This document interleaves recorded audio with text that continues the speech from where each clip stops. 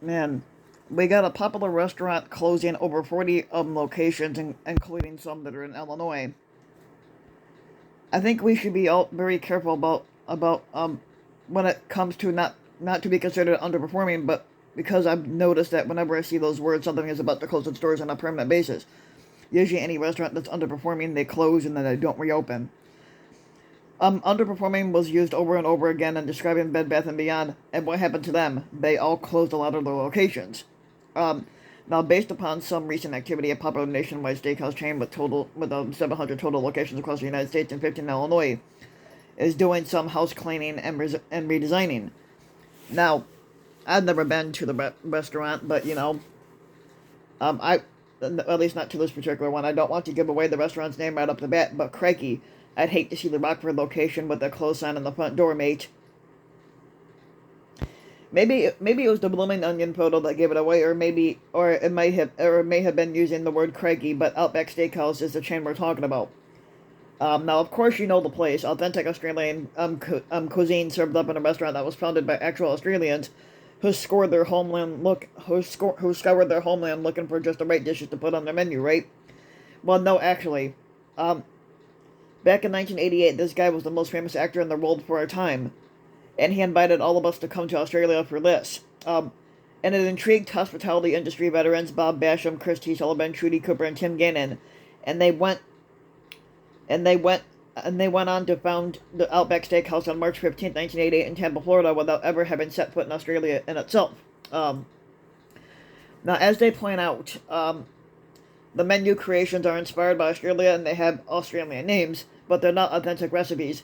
They also serve Australian beer and wine, and their decor is Australian inspired too. Now, Illinois has 15 Outback Steakhouse restaurants locations, but up until very recently, we've had 16. The Outback Steakhouse in Mount Prospect at Randhurst Village has permanently closed after almost 9 years at that location, but one of 40 Outback Steakhouses that have been marked for closure across the country. And this doesn't appear to be a Bed Bath & Beyond scenario at all, but as a matter of fact, even though Bloomin' Brands, the company that owns Outback Steakhouse, Bonefish Grill, and Crabbo's Italian Grill, and Fleming's are closing locations, and they have plans to open new ones. Um, yeah, so a lot of the Outback Steakhouses that are underperforming are the ones that are closing. Um, which is understandable because a lot of restaurants do underperform and they do close them. Last week, a tornado touched down in Gary, and of course, it sent everybody on high alert. This one I feel kind of sad for. An Indiana teacher was found dead in a school stairwell after he called family to ask for a ride, and he doesn't walk out. Um, in a heartbreaking turn of events, the lifeless body of a guy named Craig Jones, a 47-year-old teacher from Gary, Indiana, was discovered in a stairwell at East Chicago Lighthouse Charter School. Maintenance staff made the grim discovery on the landing of a second-floor stairwell the morning after he failed to appear for a pickup by a relative. The incident unfolded when Jones, who had informed his family of working late, called for a ride home at approximately 10:30 that night on Thursday. However, when a relative arrived shortly afterwards, Jones was nowhere to be found outside the school premises. With no further communication from him, the relative left only for maintenance staff to find his body the next morning. Um, Now, the East Chicago police were called to the scene at 6:40, at 6:40 the next morning, but there is no foul play.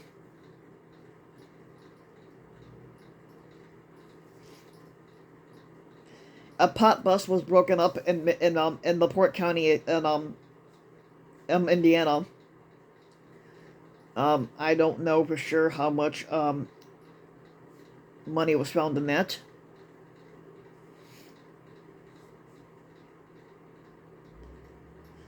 Okay. So another man coming from Michigan was caught with a huge amount of marijuana in LaPorte County. Jonathan Millard has been charged in LaPorte County Superior Court, one with dealing marijuana after being pulled over on Interstate 94 at Michigan City on February 23rd, and for failing to properly use his turn signal multiple times while changing lanes and tailgating people. The investigation showed that he traveled from his home in Wisconsin to the Detroit area, and he was returning home the next day when he was pulled over. Now, with help from a canine officer dog, police said that they found 56 1-pound packages of leafy marijuana recovered from his rental car. along with 1,000 THC vape cartridges, 3 boxes of THC gummies and syrup, and 4 jars of the THC wax. Now, whether or not the marijuana was purchased legally from a dispensary was not revealed, but, it probably was.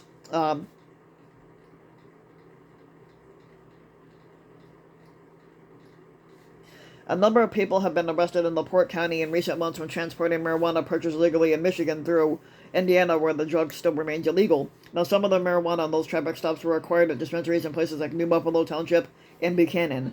Now, Millard if guilty, could face up to 6 year sentence on the level 5 felony charge. After he posted his bond, he was allowed by a judge to live in Wisconsin to await the outcome of the case. A mother beats her child to death because the baby wouldn't stop crying in a hotel room.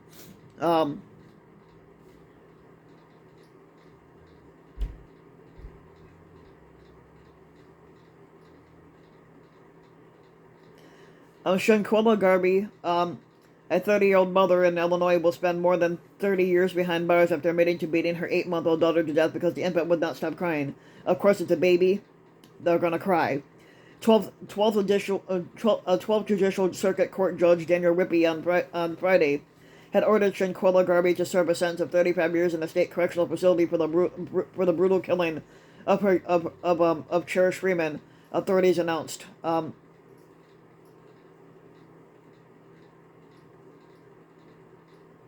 Even though it took several years to basically come up with this. Garvey previously pleaded guilty to 1 count of first-degree murder for killing her child, who died on Christmas Eve in 2017 from a spate of horrific injuries, in addition to the prison sentence, which Garvey will have to serve in full, with no chance of parole, or early parole anyway. She'll be required to serve 3 years of supervised release. Now,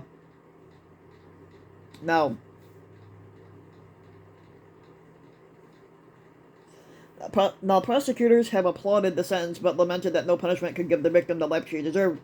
But for a mother to beat her own child to death is incomprehensible. Now, Cherish was taken from this earth simply because the mother could not handle her crying.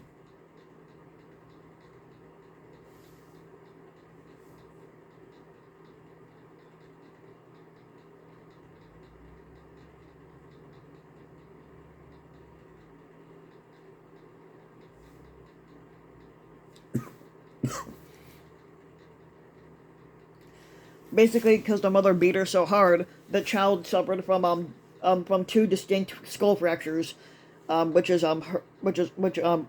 caused the kid to possibly die, and was bleeding in the brain, and she had a lacerated liver. Of course, the child was admitted to the intensive care unit, but unfortunately, the child would succumb to her injuries 4 days later.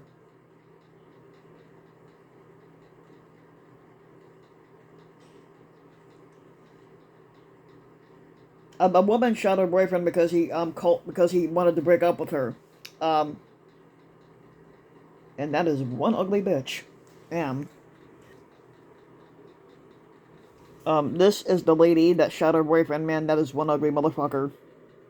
Damn. That's a bitch I don't even want to see down the dark alley.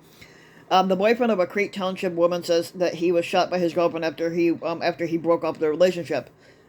Back on February 27th at 12:15 a.m., deputies with the Will County Sheriff's Office responded to the 25,000 block of Nancy Street in Crete Township regarding a shooting that had occurred. But while deputies were responding to the scene, information was relayed to them that a male victim had been shot in the stomach and the offender was still on scene. Now,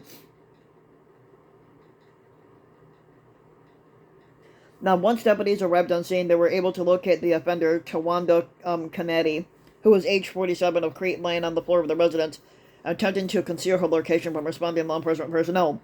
And deputies gave commands to Tawanda Kennedy to exit the residence with her hands up as she was taken into custody without incident. Deputies located the victim, a 41-year-old male from Crete who was suffering from a single gunshot wound to the abdomen.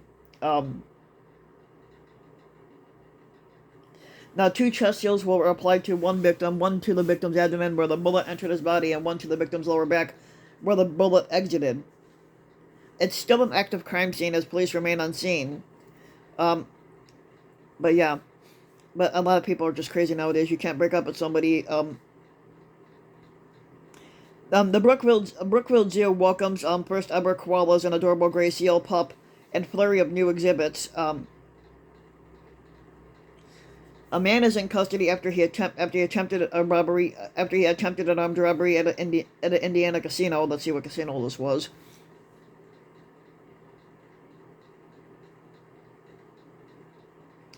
Okay, Indiana police officers were dispatched around 8 p.m. to the Hollywood Casino in Lawrenceburg, Indiana, on initial reports of an armed robbery. So the Hollywood Casino in Lawrenceburg, Indiana, was where he tried to do an armed robbery attempt at. Obviously, it's going to be kind of hard to really commit a crime at a casino, even though it's happened. Even though crimes have happened before at casinos, but it's hard to really get away with it.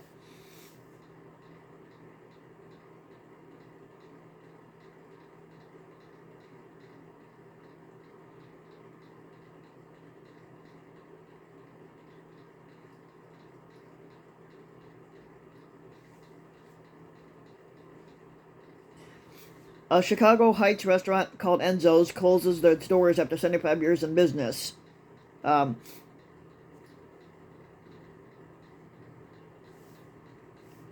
a beloved restaurant closed its doors for the last time Saturday in the South Suburbs. It was a sad day for many across Chicago Heights who said they've grown up with the restaurant Enzo's. Um, the restaurant, located at 1710 Chicago Road in Chicago Heights, shut its doors early before reaching closing time as they ran out of food with all the people coming by for one last meal. And it's been through a lot of changes, but it's always been a staple in the community. But more than 75 years since the doors opened, Enzo's in Chicago Heights served up its last order ever on Saturday night, which was last Saturday. The family-owned restaurant, spanning across generations, has decided to shut down, marking the end of an era. Not everybody who lived in that area knew Enzo's. It's always been here. A long-time customer, Linda Anderson, said it's been through a lot of changes, but it's always been a staple in the community. But Enzo opened the restaurant back in 1946 after serving in the guy that opened it was named Enzo. Enzo opened the restaurant back in 1946 after serving in the military for a number of years. Enzo himself returned to the restaurant Saturday after the final order was served on what he said is a sad day. Yes, very much so, he said. I spent my life building Enzo's. I'm old now, but I was young when we started across the street. His grandson, Kyle Hallberg, has been handling the business for the last 13 years.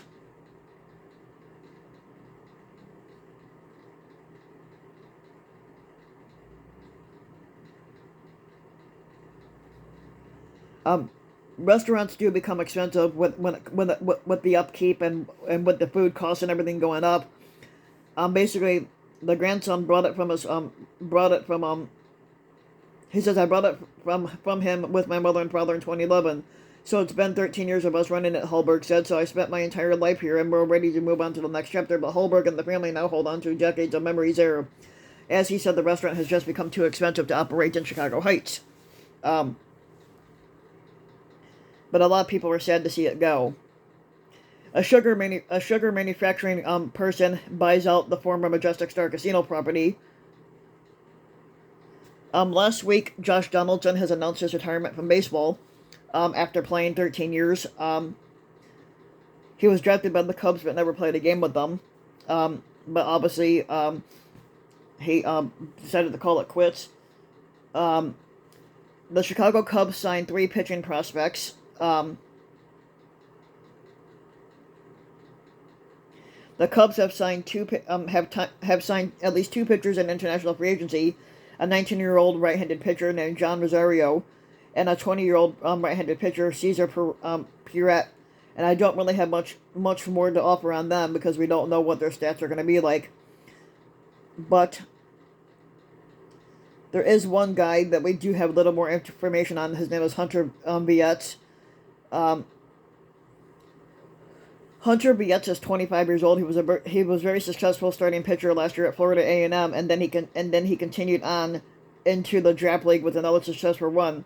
He went undrafted, but he continued to train independently thereafter, and he impressed everybody at a pro day in January, and the Cubs took on notice.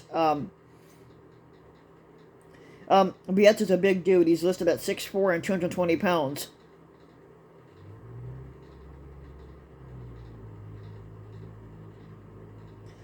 Bietz is an older prospect at this point, but he is nevertheless likely to start out his pro career at the lower level before getting a full season assignment if things are looking good post spring training and post pitch lab.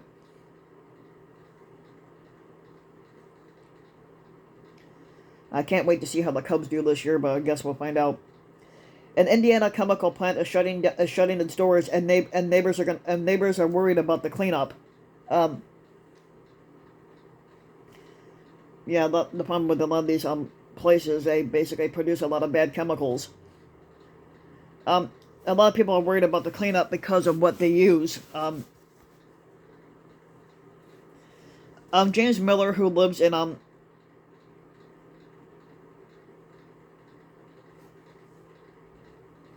Indianapolis, Indiana, has lived about 200 feet from the fence line of a West Side chemical plant for nearly 30 years, and he could always tell when the plant used different chemicals just by the smell that they give off. Sometimes it smelled like dead fish really bad, Miller said. It'll make your lips tingle, and sometimes it smelled like ice cream, which is probably the one that hurt you. And those smells matched up chemical profiles of pyridines, propylene, and ethylene. Those are the top chemicals used at the plant at 1500 South Tibbs Avenue. According to the Environmental Protection Agency, long-term exposure to the chemicals can cause numerous neurological problems and other health issues down the line. And the plant has cycled through multiple owners over the decades, with each contributing pollution such as toxic chemicals that infiltrate groundwater beyond the plant grounds for at least 70 years, if not longer. Now, times are changing. The plant, now officially known as the 1500 South Tibbs Avenue LLC plant, is closing down and no longer producing those chemicals, but crews are busy decommissioning the plant and its boilers, and the plant's main source of energy production are expected to stop operating on April 1st. The smells have stopped, but the contamination still remains.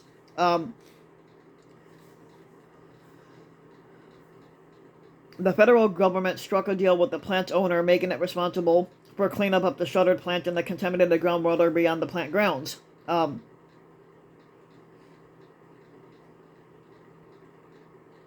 Now, the history of this plant goes back more than of this chemical plant goes back more than a century. Trying to see if there's any picture that you could see. Well, here's part of it. That's one part of the plant, but that's of the chemical plant. But then there was a couple other ones. There's one you could see behind the house, so like you could see the house right here, and then the chemical thing back there. And here's another one. A lot of the residents say that they don't think that they're going to be allowed to see all this cleanup happen. Maybe, maybe not.